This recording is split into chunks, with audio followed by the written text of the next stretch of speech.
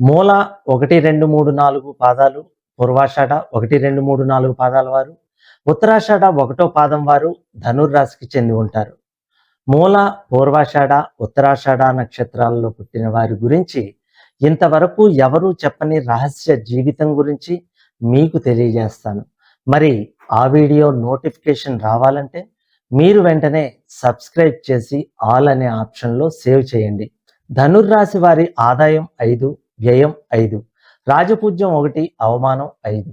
ఈ రాశి వారికి గురువు సంవత్సరాది నుండి 1/5/2025 వరకు షష్టమమున తామ్రమూర్తిగాను, తదుపరి 18/10/2025 వరకు సప్తమమున లోహమూర్తిగాను, తదుపరి 5/12/2025 వరకు అష్టమమున రజితమూర్తిగాను, తదుపరి సంవత్సరాంతమున సప్తమమున సువర్ణమూర్తిగాను, శని సంవత్సరమంతా చతుర్థమున లోహమూర్తిగాను, రాహుకేతువులు సంవత్సరాది నుండి 18/5/2025 వరకు 4-10 రాసులయందును సువర్ణమూర్తిగాను, తదుపరి సంవత్సరాంతము 3-9 రాసులయందు రజితమూర్తిగాను సంచరిస్తారు.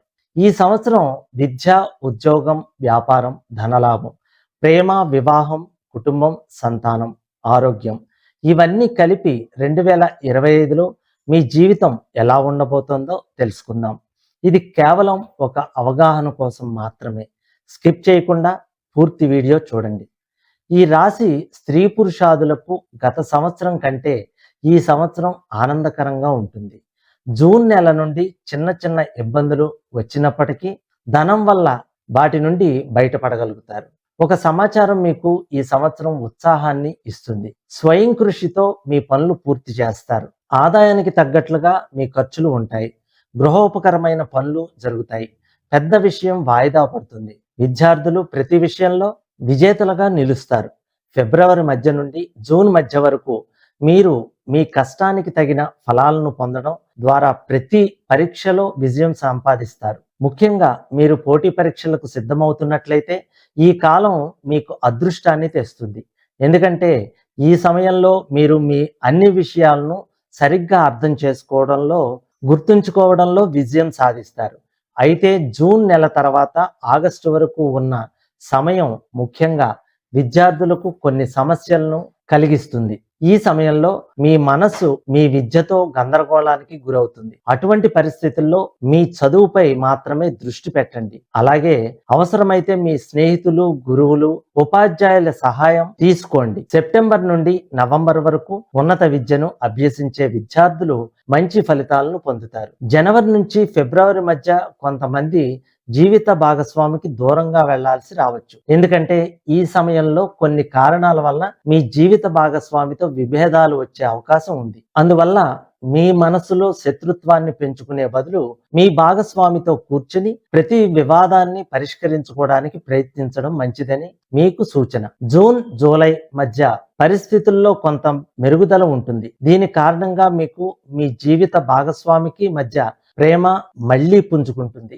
ఏప్రిల్ మధ్య నుండి జూన్ వరకు మీరు మీ బిజీ లైఫ్ నుండి సమయాన్ని వెచ్చించి శారీరక విశ్రాంతి తీసుకోవాల్సి ఉంటుంది. ఈ కాలంలో మీ అనారోగ్యాన్ని, మీ తల్లిగారి ఆరోగ్యం పట్ల ప్రత్యేక శ్రద్ధ వహించాలి. దీని కారణంగా కొన్ని దీర్ఘకాలిక సమస్యలు మిమ్మల్ని ఇబ్బంది పెట్టవచ్చు.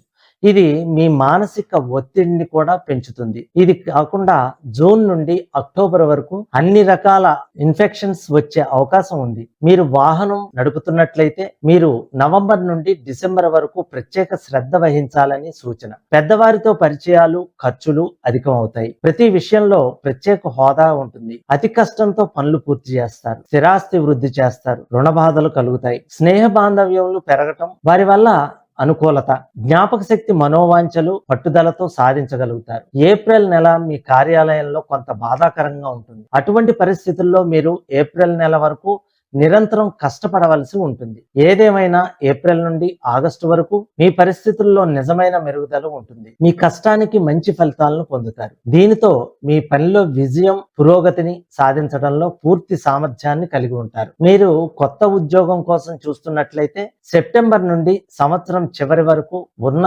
సంవత్సరం మీకు అనుకూలంగా ఉంటుంది. ప్రైవేటు, ప్రభుత్వ ఉద్యోగస్తులకు అనుకూలమైన ప్రమోషన్స్, లాభాలు, గౌరవాలు కలుగుతాయి. ఈ సంవత్సరం ఆగస్టు నుండి సెప్టెంబర్ వరకు మీరు ఆకస్మిక ఆర్థిక ప్రయోజనాలను పొందే అవకాశం ఉంది. సంవత్సరం చివరి నెలలో మీ ఖర్చులను నియంత్రించుకోవాలని సూచన. చిన్న పెద్ద వ్యాపారులకు, కిరాణా, సిమెంట్, ఐరన్, రాయి వ్యాపారులకు ఈ సంవత్సరం ఇబ్బందులు తప్పవు. రుణములు ఉన్నను చివరకు లాభం తీయగలుగుతారు. అతిపెద్ద పెట్టుబడులతో అభివృద్ధి, లాభాలు ఉంటాయి. చేతి వృత్తి, సొంత వ్యాపారములు చేయవారికి, వడ్రంగి, తాపి, కర్ర వ్యాపారులు, కూలీలకు అంతంత మాత్రంగానే ఉంటుంది. చిన్న పెద్ద పరిశ్రమలు, యంత్ర కర్మాగార, మిల్లర్స్ వారికి మంచి లాభాలు, జనాకర్షణ పెరుగుతాయి. చిన్న చిన్న అవాంఛనీయ సంఘటనలు కలిగినను చివరకు మీదే పై చేయిగా ఉండి కలిసి వస్తుంది. విలువగల కొత్త ప్రారంభాలు చేస్తారు. వ్యవసాయం, కూలీ చేయవారికి ఈ సంవత్సరం సాధారణంగానే ఉంటుంది. పంటకి కీటకాల వలన